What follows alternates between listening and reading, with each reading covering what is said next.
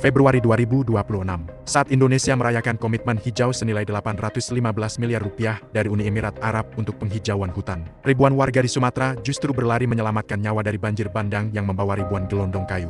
Kayu-kayu yang seharusnya menjaga hulu sungai, kini menjadi senjata mematikan yang menghantam rumah dan masjid. Dana 815 miliar rupiah. Reforestasi massal, diplomasi hijau. Tapi kenapa hutan Indonesia justru makin gundul? Kenapa banjir malah makin parah? Dan yang paling penting, kemana sebenarnya uang itu mengalir? Selamat datang di Next Room. Hari ini, kita akan membongkar satu pertanyaan yang menghantui. Apakah investasi hijau WA benar-benar untuk hutan Indonesia? Atau hanya angka di atas kertas? Stay tune, karena data yang akan kita ungkap akan membuat Anda marah.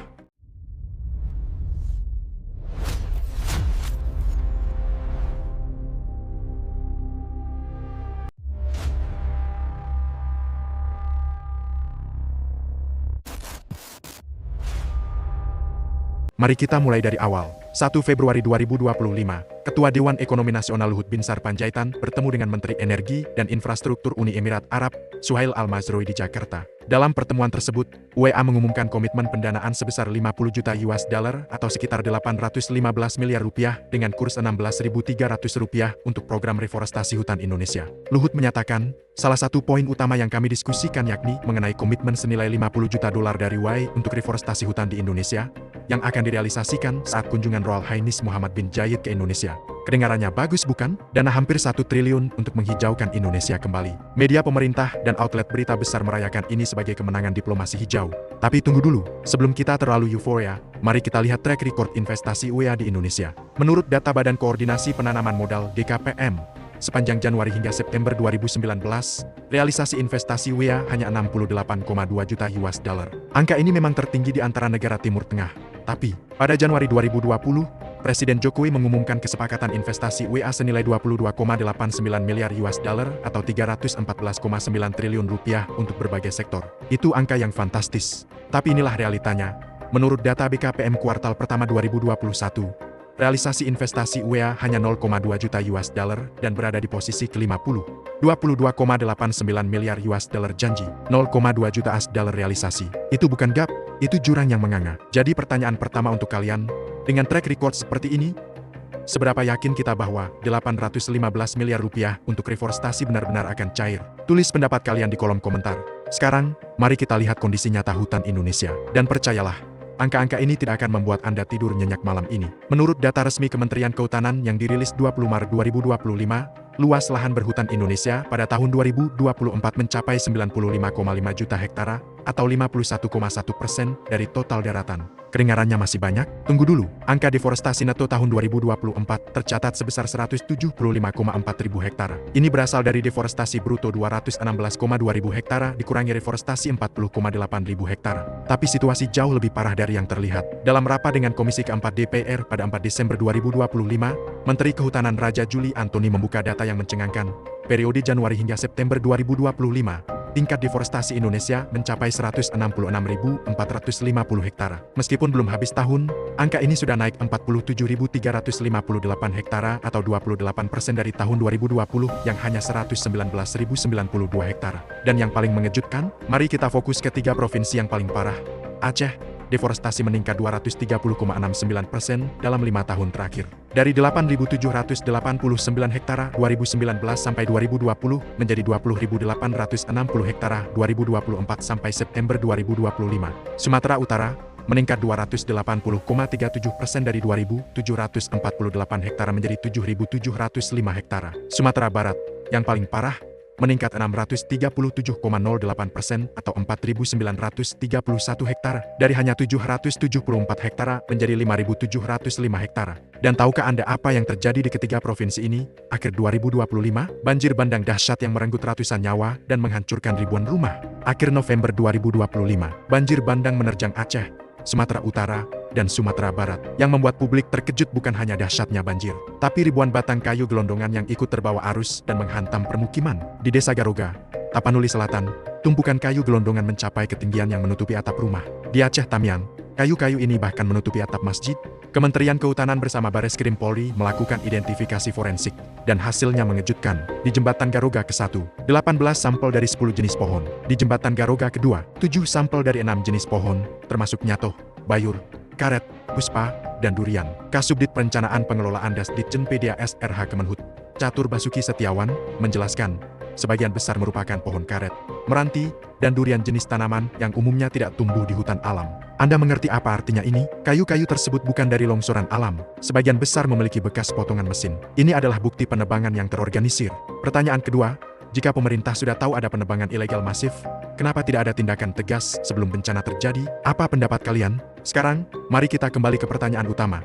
Kemana dana 815 miliar rupiah dari WEA? Menurut analisis yang diterbitkan di Kompasiana pada 13 Desember 2025, ada masalah transparansi yang serius. Meskipun komitmen 815 miliar rupiah telah diumumkan sejak Februari 2025, termasuk penyebutan dana akan cair saat kunjungan pejabat WEA, laporan rinci tentang lokasi penggunaan dana, mekanisme pengelolaan, indikator keberhasilan, dan timeline pelaksanaan masih minim di ruang publik. Ini bukan dana kecil, ini 815 miliar rupiah dari uang publik internasional untuk kepentingan lingkungan kita. Dan kita tidak punya akses ke informasi dasar seperti di mana tepatnya reforestasi akan dilakukan, berapa luas area yang akan dihijaukan, siapa kontraktor atau pelaksananya, apa timelinenya, bagaimana mekanisme monitoring dan evaluasi, tidak ada data publik yang jelas. Wahana Lingkungan Hidup Indonesia, WALHI, mencatat bahwa dalam periode 2016 sampai 2025, deforestasi di Aceh, Sumatera Utara, dan Sumatera Barat mencapai 1,4 juta hektare. Itu dipicu oleh aktivitas 631 perusahaan pemegang izin tambang, harijo sawit, PBPH, geotermal, serta PLTA dan PLTM. 631 perusahaan, dan tidak ada yang dihentikan secara masif sebelum bencana terjadi. Uli Artasiagian dari WALHI menyatakan, jadi memang kebijakan-kebijakan nasional yang menargetkan pertumbuhan ekonomi 8% sebenarnya mempengaruhi kerentanan kita dan memicu krisis iklim semakin parah.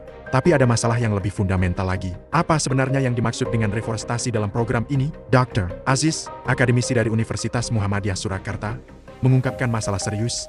Dalam perspektif ilmu ekologi, menanam tanaman komersial di bekas hutan alam tidak bisa disebut reforestasi. Itu adalah perubahan fungsi lahan dari ekosistem alami menjadi sistem produksi. Dia juga menegaskan, sawit bukan pohon secara anatomi. Sawit itu monokotil, tidak berkambium, akarnya serabut dan berada di permukaan. Sementara pohon memiliki sistem perakaran yang lebih dalam dan mampu menyimpan air. Ini sangat penting. Jika reforestasi yang dimaksud adalah menanam sawit atau tanaman komersial lainnya di bekas hutan alam, maka ini bukan penyelamatan lingkungan. Ini hanya pergantian satu bentuk eksploitasi dengan yang lain. Pertanyaan ketiga, apakah Anda percaya bahwa dana reforestasi ini akan digunakan untuk menanam kembali pohon asli Indonesia? Atau hanya akan menjadi perkebunan komersial baru? Share pendapat kalian. Dr. Hatma Suryatmojo, peneliti dari Universitas Gadjah Mada, memberikan analisis yang tajam tentang bencana Sumatera. Cuaca ekstrem hanyalah pemicu awal. Dampak merusak banjir bandang tersebut sesungguhnya diperparah oleh rapuhnya benteng alam di kawasan hulu. Kerusakan ekosistem hutan di hulu daerah aliran sungai menghilangkan daya dukung dan daya tampung ekosistem untuk meredam curah hujan tinggi. Dia menyatakan deforestasi masif telah berlangsung di banyak kawasan hulu Sumatera. Di Aceh saja, hingga tahun 2020 sekitar 59% wilayah atau kurang lebih 3,37 juta hektare masih berupa hutan alam. Tapi data menunjukkan Aceh kehilangan lebih dari 700.000 hektare hutan dalam kurun 1990 sampai 2020. Muhammad Ihwan, Direktur Eksekutif Nasional Jaringan Pemantau Independen Kehutanan JPIK, mengkritik keras kegagalan tata kelola hutan di Sumatera diperparah oleh minimnya transparansi dan lemahnya pengawasan perizinan kehutanan dan perkebunan. Banyak izin terbit tanpa mempertimbangkan daya dukung lingkungan dan fungsi lindung, termasuk didas dan kawasan penyangga ekologis. Mufti Bari dari Forest Watch Indonesia (FWI) menambahkan data yang mencengangkan.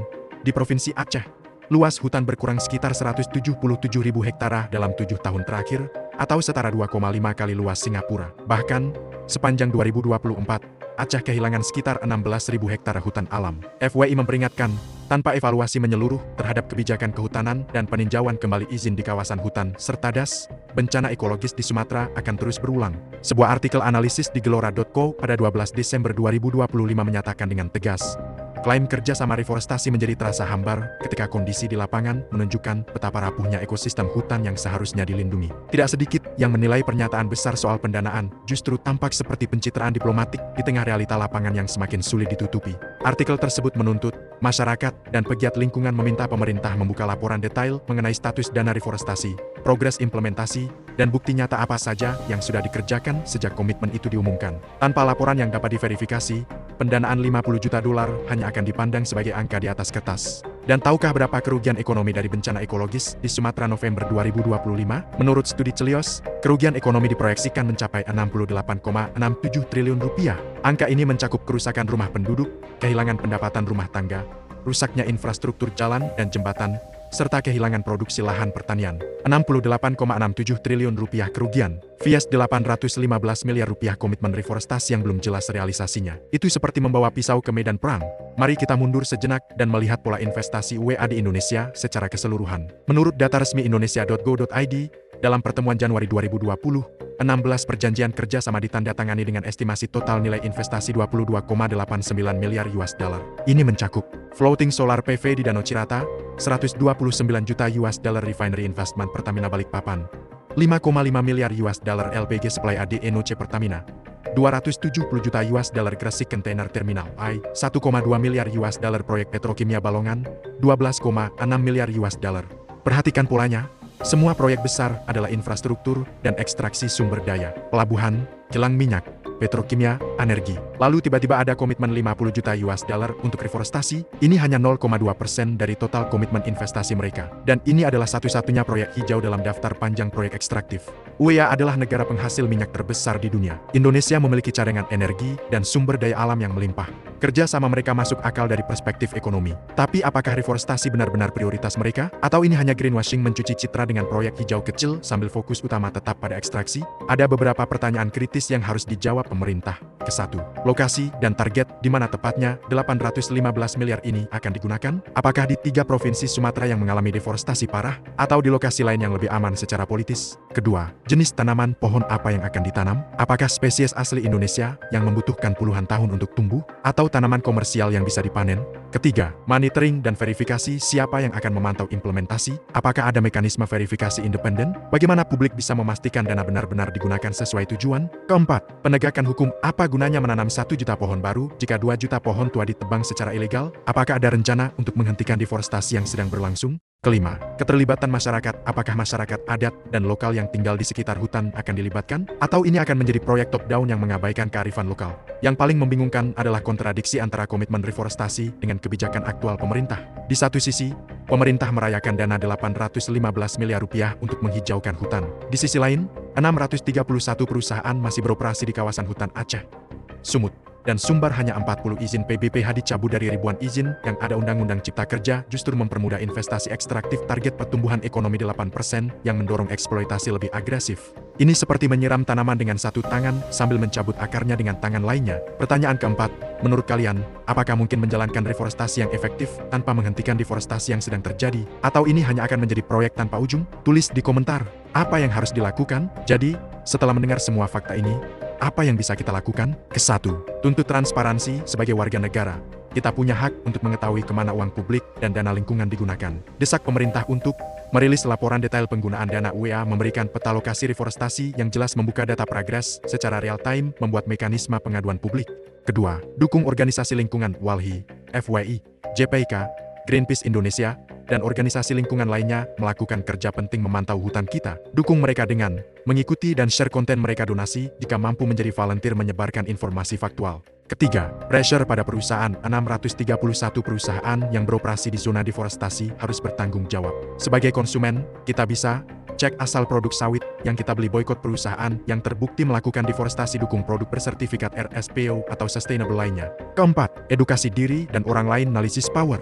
Semakin banyak orang yang tahu, semakin besar tekanan untuk perubahan. Share video ini, diskusikan dengan keluarga dan teman, gunakan media sosial untuk awareness. Pesan untuk pemerintah kepada pemerintah Indonesia.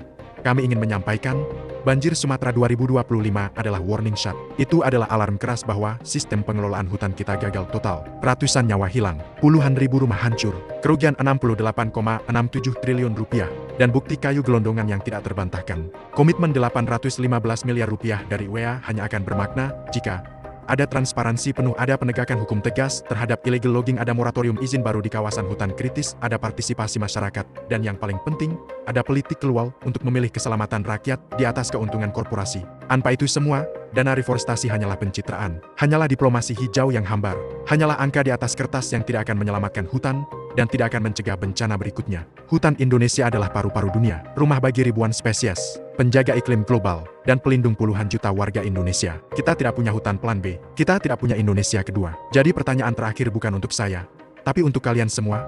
Apakah kita akan terus diam sambil hutan kita hilang satu persatu? Atau apakah kita akan menuntut akuntabilitas, transparansi, dan perubahan nyata? Keputusan ada di tangan kita semua. Itu dia investigasi Nextroom tentang dana reforestasi 815 miliar rupiah dari WA. Sebuah janji hijau yang masih penuh tanda tanya. Jika video ini membuka mata kalian tentang realita hutan Indonesia, tolong subscribe channel Nextroom untuk investigasi mendalam lainnya. Like video ini agar algoritma menyebarkannya lebih luas. Komen pendapat kalian, kita akan baca semuanya, share ke teman, keluarga, dan media sosial kalian.